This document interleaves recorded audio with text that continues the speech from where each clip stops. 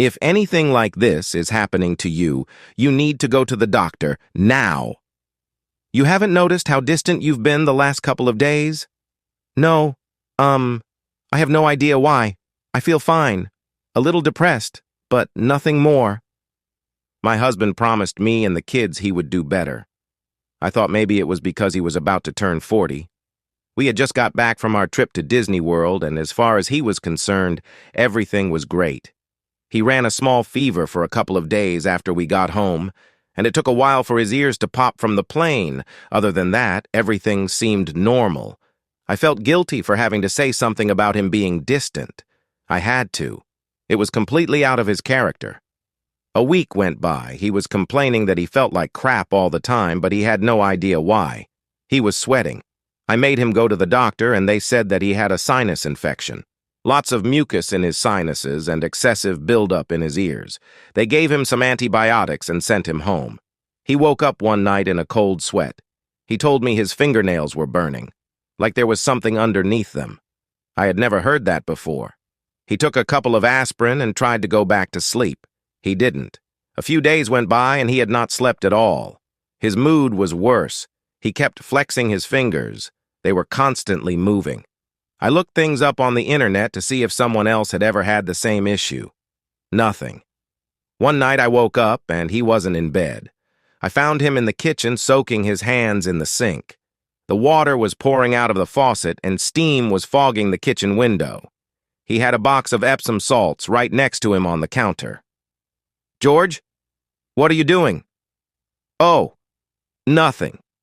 Go back to bed, baby. I'll be right there." "What's going on?" "Nothing." I walked into the kitchen, and I could tell that he was trying to hide whatever was in the sink from me. When I got closer, I could see that the water in the sink had a pink hue. I turned my head. There was a pair of needle-nosed pliers on the kitchen island. "Oh my God! George?" "I'm okay. Seriously, look at me. I'm okay. I feel way better. I know how this looks." He had removed every nail from every finger. "It looks crazy." "I know. I watched some videos on how to safely do it." "Are you insane? How to safely do it?" There was just this little voice in my head that gave me the answer. I took a couple of pills after I was done. The pain is gone. I'm not running a fever. I feel great. I wanted him to see a doctor the next day, and he agreed. I should have insisted that I go along just to make sure he went, but I didn't. He never went to the doctor. He told me later that something told him not to. He slept like a baby for 2 days. He even called off a day from work. Other than the bandages on all of his fingers, he was himself again. I told him I wanted him to see a therapist. I was worried. The morning of the 3rd day, I found him in the garage. He was staring at the wall. He was speaking. It sounded like he was speaking backwards, but he wasn't. The words he was saying were in English, but they were all garbled up. A kind of verbal dyslexia. Word fragments that were smashed together at random. That's the only way I can describe it. When I walked over and shook him, he immediately snapped out of it like nothing was wrong at all.